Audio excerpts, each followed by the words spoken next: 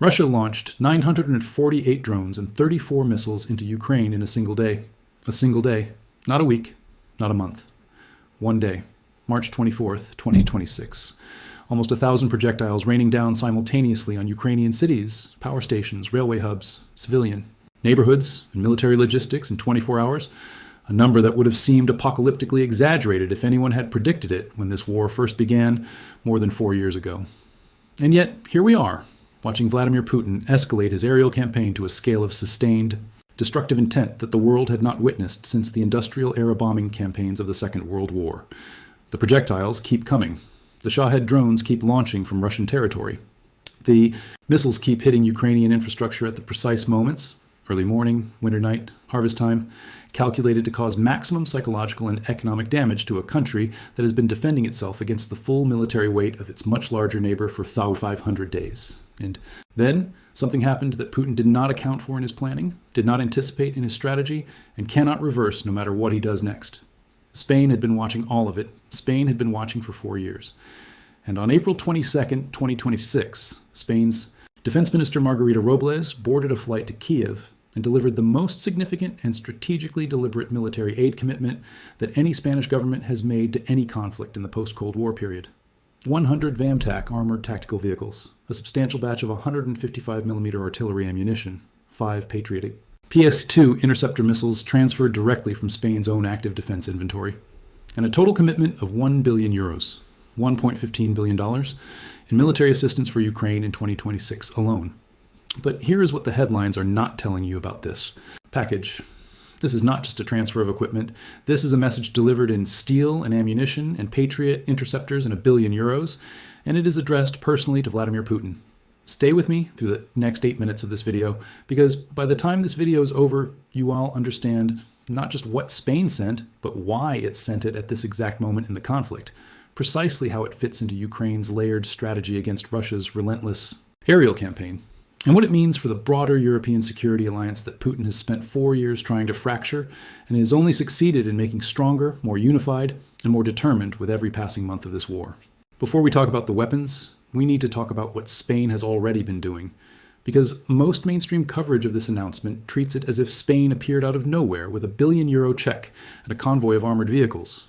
That framing fundamentally misunderstands both Spain's history in this conflict and why its current commitment carries the weight it does. Spain has been one of Ukraine's most consistent and substantive European partners since the very first days of the full-scale invasion that began in February 2022. It contributed immediately to the European Union's military assistance mission that has trained tens of thousands of Ukrainian troops on European soil over the past 4 years. It has contributed financially to multiple successive rounds of European collective military aid mechanisms. It signed bilateral agreements with Ukraine covering defense, cooperation, financial support, and long-term reconstruction commitments long before the current government formalized its €1 billion pledge for 2026. And it has been sending VAMTACs, the exact vehicle class at the center of this latest announcement, to Ukraine since 2022. This is not a country. Calculating how it appears in the history books. This is a country that made a fundamental judgment about which side of this conflict stands for the values it believes in, and has been acting on that judgment with increasing commitment and scale for 4 consecutive years. What makes the April 22nd, 2026 announcement different from everything Spain has done before is not that Spain has finally decided to show up. Spain showed up in 2022. What is different is that Spain has now made the largest, most comprehensive, most strategically targeted single-year military aid commitment it has ever made to any conflict in the post-Cold War period, at the precise moment when Russia's aerial bombardment campaign has reached its most intense and operationally damaging phase. And it has done so with remarkable strategic clarity about exactly what Ukraine needs, what Russia's current campaign is designed to achieve, and how Spanish capabilities can most effectively disrupt that Russian strategy at this specific stage of the war. That specificity, that deliberate matching of Spain's capabilities to Ukraine's actual current needs, rather than a generic transfer of surplus equipment, is what separates this package from most aid announcements, and why every analyst who has looked closely at the details has recognized it as significant beyond its financial value. Spanish Defense Minister Margarita Robles traveled to Kiev personally to deliver the announcement. She met with Ukraine's Defense Minister Mikhailo Fedorov, and the formal press release that followed their meeting was notable not just for what it announced, but for the language in which both governments chose to frame it. Robles said it plainly and without diplomatic hedging. This cooperation demonstrates Spain's commitment to defending democratic values, freedom, and a just and lasting peace. Read those words carefully and think about what they mean in the context of a government choosing to spend 1 billion euros of its taxpayers' money in a single year on a war being fought on another country's soil. Defending democratic values. A just and lasting peace. These are not the hedged, carefully calibrated phrases of a government that is worried about domestic political blowback or calculating how much exposure it is willing to accept before it looks for an exit. These are the words of a government that has made a fundamental political and moral judgment about what this war means and intends to act on that judgment regardless of the diplomatic or economic costs. And the equipment that followed those words was chosen with surgical precision to address the specific threats that Ukraine is facing right now at this specific moment of the conflict. More than 9,000 Ukrainian soldiers will have received training from Spanish military instructors by the end of April 2026. Spain is also committing its participation and financial contribution to the Priority Ukraine Requirements List mechanism, the PUR-L program, which is the institutional mechanism that allows NATO nations to coordinate the collective purchase of American-manufactured weapon systems for Ukraine without those purchases being channeled through U.S. government-to-government transfer processes that have become increasingly complicated since Washington's posture on Ukraine shifted in late 2025. Spain's contribution to PUR-L is specifically and deliberately focused on Patriot missile systems, the backbone of Ukraine's long-range air defense against Russian ballistic missiles and cruise missiles. Just weeks before the April 22nd announcement, in late March 2026, Spain transferred 5 Patriot PASI-2 interceptor missiles directly to Ukraine from its own active inventory. Each of those missiles is valued at between $3 and $4 million on the open market. Spain pulled them from its own operational air defense units, accepting a temporary reduction in its own national defensive capacity because Ukraine needed them immediately, and no other available source could supply them in the time frame that Ukraine's operational situation required. That is the kind of ally Spain has become. Not a checkbook ally that makes financial pledges and waits for someone else to actually deliver the equipment. An ally that reaches into its own active weapons stockpiles and gives Ukraine what it needs right now from the systems it is already using to defend its own territory. Now let us talk about the VAMTAC, because this is where the strategic thinking behind Spain's latest donation becomes genuinely impressive and reveals a level of military-industrial coordination between NATO allies that Putin's strategy was designed to prevent from ever emerging. The VAMTAC, short for High Mobility Tactical Vehicle, produced by the Spanish company Eurovesa, is often described in Western military press as Spain's equivalent of the American Humvee. That comparison is accurate in terms of general vehicle class and broad operational role, but it undersells considerably what this platform actually delivers in the specific battlefield conditions Ukraine is operating under. The VAMTAC is a 4-wheel drive, all-terrain tactical vehicle powered by a Steyr turbodiesel engine producing between 188 and 245 horsepower, connected to an Allison automatic transmission that gives drivers smooth, reliable power delivery across the full range of terrain conditions they encounter in Ukraine's varied operational environment. Its combat weight ranges from 5.3 to 11 tons, depending on the level of armor installed and the weapons system mounted on it. A configuration flexibility that allows operators to optimize the vehicle for different threat levels and mission profiles without being constrained by a single fixed design. It was first introduced in the late 1990s, but the current ST5 variant that Spain's elite Almogavar's 6th Airborne Brigade operates in its own deployments has gone through several substantial engineering and capability upgrade cycles since the original design, and represents a significantly more capable and survivable platform than anything in the early specifications. Its performance envelope is genuinely impressive for an armored tactical vehicle. A top speed of 135 kilometers per hour, nearly 84 miles per hour, is remarkable for a fully armored platform carrying weapons systems and crew. Its operational fuel range exceeds 600 kilometers, meaning a deployed VAMTAC can move substantial distances across a battlefield without needing to resupply, which is critical for a mobile air defense role where the vehicle needs to constantly reposition to avoid being targeted and to cover the maximum possible defensive area.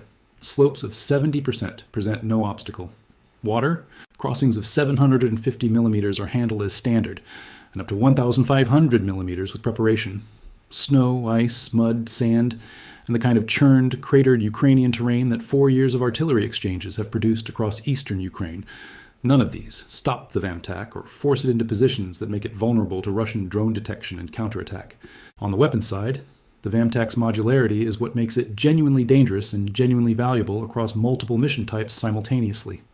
It can be equipped with a 7.62mm machine gun for direct fire engagement of infantry and light vehicles, a 40mm grenade launcher for suppression and area denial, an 81mm mortar for indirect fire support at ranges that allow it to engage targets from concealed positions, a 106mm recoilless rifle for defeating armored targets at medium range, anti-tank guided missiles, including the Spike family that Spain's own airborne forces operate, for defeating Russian armor at long range from standoff positions that keep the vehicle out of immediate return fire range. All of this makes the VAMTAC a genuinely multi-role ground combat platform that Ukraine can deploy across a wide range of operational tasks beyond the air defense mission. But the specific role that 100 of these vehicles are going to play in Ukraine's most pressing current need is the one that makes this particular donation so strategically significant. At this particular moment. The VAMTAC is the mobile platform on which Ukraine has been mounting the British-designed Rapid Ranger air defense system, and that combination, the VAMTAC's speed, operational range, and terrain capability, working in close integration with the Rapid Ranger's detection, tracking, and missile interception systems, is one of the most effective short-range aerial defense tools that Ukraine currently operates against Russia's drone campaign. The Rapid Ranger is a mobile, automated, all-weather counter-drone and short-range air defense platform offering full 360-degree situational awareness wherever it is deployed. It is designed with modularity at its core, allowing it to be fitted with different radar systems that let it function either as a fully autonomous independent unit or as a networked sensor and engagement node integrated into Ukraine's broader layered air defense architecture. It can also be fitted with a panoramic infrared sensor that extends its target detection capability beyond the standard 15-kilometer operational radius, a capability that becomes critically important when Russia is sending drones on low-altitude, terrain-masking approach routes designed to minimize detection time. The Rapid Ranger fires the Martlet lightweight multi-role missile, a weapon with a maximum engagement range of 7 kilometers that uses a sophisticated combination of infrared and laser guidance to score direct hits against incoming targets, even when those targets have the low thermal signatures characteristic of Russia's long-range Shahed-type strike drones. The United Kingdom recognized the value of this specific VAMTAC and Rapid Ranger combination so clearly that it announced plans in July 2024 to purchase additional VAMTACs directly from Spain, not to donate to Ukraine, but to mount on its own Rapid Ranger systems for the UK's own defense. That endorsement from one of the world's most sophisticated military establishments confirms what Ukrainian operators have already proven on the battlefield. This is not an untested combination. This is a proven, combat-validated integrated air defense platform that Ukraine's forces have already mastered and deployed with documented effectiveness against exactly the kinds of aerial threats Russia is currently sending in record numbers. Now, let us put precise numbers to what Russia is actually doing in the air above Ukraine, because without those numbers, the strategic importance of 100 additional VAMTAC-mounted Rapid Rangers is difficult to fully appreciate in its proper operational context. In March 2026 alone, Russia launched 6,462 drones and 138 missiles of various types into Ukrainian territory. Let that number settle for a moment. 6,262 drones in a single month. That is an average of more than 208 drones every single day, sustained across 31 consecutive days of relentless aerial bombardment. Ukraine's air defense network, a combination of Patriot and NASAMS long-range systems, interceptor drones, electronic warfare platforms, and short-range mobile systems like the VAMTAC Rapid Ranger combination, managed to shoot down 5,833 of those drones and 102 of the missiles. That is an interception performance that no other country on Earth, with the possible exception of Israel during the peak of the 2026 Gulf War, has sustained under comparable levels of aerial bombardment. But those numbers also reveal the scale of the ongoing challenge that Ukraine faces. Even achieving that extraordinary interception rate, Russia still managed to get hundreds of drones and dozens of missiles through to their targets in a single month. The single worst day of that month was March 24th, when Russia launched 948 drones and 34 missiles in a 24-hour period, a single-day attack that would have been unimaginable in the early months of this war, and that stretched Ukraine's air defense networks to their operational limits. Russia has been building Shahed-type drones and decoy projectiles at an accelerating rate throughout 2025 and into 2026. During the first half of 2025, Russian aerial attacks averaged somewhere between 50 and 100 projectiles per individual strike. By the summer of 2025, individual strike days began approaching 500 projectiles. From July 2025 onward, Russia launched multiple attacks exceeding 600 drones in a single barrage, with several single-day strikes surpassing 700 projectiles. The trajectory is unambiguous. Russia is deliberately manufacturing and deploying drones at a scale designed to overwhelm Ukraine's defensive capacity through volume rather than precision. A strategy of exhaustion designed to drain interceptor stockpiles, fatigue air defense crews, and find the weaknesses in Ukraine's defensive network through brute force repetition. The Center for European Policy Analysis noted in April 2026 that Ukraine's interception rate has been improving steadily, dropping from a worst-case 19% drone reach rate in some months of fall 2025 down to an average of just 8% by March 2026. Ukraine's stated objective is to reach a 95% interception rate across all drone and missile categories through the development of a fully integrated layered air defense system. The VAMTAC-mounted Rapid Ranger platforms fit into that layered architecture precisely at the tier where they are most needed. The short-range, high-mobility engagement layer that catches the drones and missiles that have already slipped through every defensive system above them and are approaching their final targets. The 155mm artillery ammunition that Spain is delivering alongside the VMTACs is the second major component of this package and operates in an entirely different part of Ukraine's military strategy, the offensive and kill zone dimension of the war rather than the defensive dimension. Spain has not specified how many rounds it is transferring, and the deliberate omission of that number from official statements suggests it is significant enough that both governments preferred not to give Russian military planners a precise figure they could use to calculate Ukrainian artillery endurance and plan accordingly. What we do know with certain NTY is that 155mm shells are the most important consumable in Ukraine's conventional ground war against Russia. Artillery accounts for a disproportionate share of the casualties and equipment destruction on both sides of this conflict.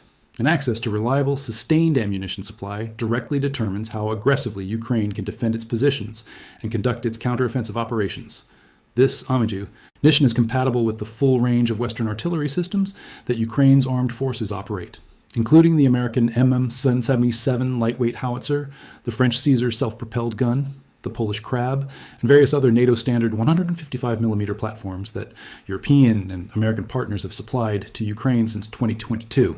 It is also compatible with Ukraine's domestically developed Bodana self-propelled howitzer, a system that has become one of the most effective and celebrated pieces of Ukrainian military engineering of the entire war, capable of firing NATO standard ammunition with accuracy and rate of fire that has repeatedly surprised Russian forces on the receiving end.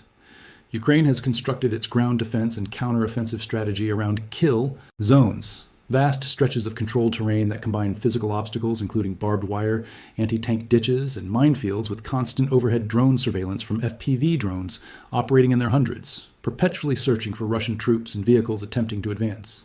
Russia's commanders, when confronted with these kill zones, are forced into specific movement corridors that Ukraine has deliberately engineered as ambush positions. When Russian forces enter those corridors, Ukraine's response arrives simultaneously from drones above and artillery from concealed positions, a combined arms engagement that Russia has consistently struggled to counter effectively. Artillery is not a secondary or backup weapon in this system. It is the primary killing mechanism for the complete, particularly against armored vehicles, heavily fortified defensive positions, and concentrations of Russian infantry in covered terrain where drone warheads lack sufficient explosive effect. Spain's ammunition delivery feeds into the system directly, adding capacity to kill zones that are already among the most effective defensive and offensive tools that Ukraine has developed over 4 years of adapting to Russian tactics. There's a dimension to this entire story that goes beyond the hardware and beyond the battlefield mathematics, and it is the dimension that should concern Putin most, as he surveys the international landscape 4 years into a war he expected to finish in 3 days. Spain's growing relationship with Ukraine is not transactional. It is not the relationship of a country that is transferring surplus equipment it no longer needs in exchange for favorable press coverage and a seat at the European security planning table. It is a deepening strategic partnership built on a shared understanding of what is fundamentally at stake in this war, not just for Ukraine, but for the entire post-World War II European security order that has kept the continent at peace for 80 years. On March 18, 2026, Ukraine and Spain signed 5 new bilateral agreements covering joint defense production, railway modernization and reconstruction, and multiple areas of financial and economic cooperation. These are not statements of intent. They are legally binding frameworks for long-term cooperation that will survive any individual government and extend well beyond the current period of active conflict. Spain's foreign Minister José Manuel Alvarez laid out the philosophical foundation of that partnership in August 2025, with language that left no ambiguity about what Madrid understands this war to really mean for European security. The best security guarantee for Ukraine, he said, is reinforcing the Ukrainian army, because that is what is providing safety, sovereignty, and freedom for Ukraine today. And that is what Spain is doing. What Alvarez said, but did not need to say explicitly, because every European security analyst already understands it, is that Ukraine's survival is a direct precondition for European security. If Putin succeeds in Ukraine, the lesson he draws from that success is that the rules-based international order has no enforcement mechanism, and that territorial conquest through military force produces results that the West is unwilling to reverse by any means that actually matters. That lesson, if drawn, does not stay in Ukraine. It spreads to every country on Russia's borders and to every authoritarian government on Earth, watching to see whether the Western alliance is genuinely willing to defend the principles it claims to stand for, or whether those principles dissolve under sustained military pressure. Spain has studied what is at stake. Spain has reached its own conclusions about what answering that question correctly requires. And Spain is backing those conclusions with €1 billion a year, 100 armored vehicles, Patriot missiles from its own stockpiles, and the military training of over 9,000 Ukrainian soldiers. Putin's strategy from the first day of the full-scale invasion was built on a specific and now clearly falsified premise that the West would fracture under sustained pressure, that European governments would gradually prioritize their own economic interests over Ukraine's survival, that the human and financial cost of supporting a war on Europe's eastern edge would eventually generate the political division that Russia could exploit to force Ukraine into an unacceptable peace settlement on Russian terms. 4 years later, the evidence against that premise is overwhelming and accumulating at a rate that should alarm Moscow's strategic planners. Spain is committing €1 billion to Ukraine in a single year, its largest ever annual military aid commitment to any conflict. Germany has approved the largest military aid package in its post-war history. France has declared that no option is off the table in supporting Ukraine and has introduced ground troops for training purposes. The United Kingdom is supplying rapid ranger systems, hundreds of Martlet missiles, and is actively purchasing more Spanish VAMTAC vehicles to mount additional rapid rangers on them for its own defense and for Ukraine's. Poland, the Baltic states, Norway, the Netherlands, Italy, and a coalition of Central European nations are all deepening their financial and military commitments to Ukraine at the precise moment when Putin needed them to be retreating from those commitments and looking for exits. Even the Czech Republic's Artillery Ammunition Initiative, the program that sourced hundreds of thousands of 155mm rounds from non-NATO countries and delivered them directly to Ukraine, represents the kind of creative, multilateral military logistics that Putin's invasion strategy assumed was impossible to sustain. And since Russia lost access to Starlink connectivity in Ukraine's gray zones in February 2026, Ukraine's ground forces have launched counterattacks in the south that have liberated 12 settlements and retaken 480 square kilometers of territory. Nearly 185 square miles returned to Ukrainian control in less than 2 months. Ukraine is not losing this war. It is adapting, learning, receiving precisely calibrated support from partners who understand what it needs, and taking back territory that Russia spent enormous resources and enormous human cost seizing. The 100 VAMTACs and the 155mm artillery rounds that Spain begins delivering in May 2026 are one part of that larger story. A weapons delivery, yes, a very real and very consequential one, but also a signal from a country of 48 million people on NATO's southwestern edge, a country with no direct territorial border with Russia, and no immediate personal stake in the outcome of this war beyond the values it believes in, that Europe has decided what answer it is giving to Putin's invasion. Russia needs to get out of Ukraine. Spain has made that position clear with €1 billion, 100 armored vehicles, Patriot missiles from its own stockpiles, and thousands of trained Ukrainian soldiers. And Spain is going to keep making it clear until Putin finally listens.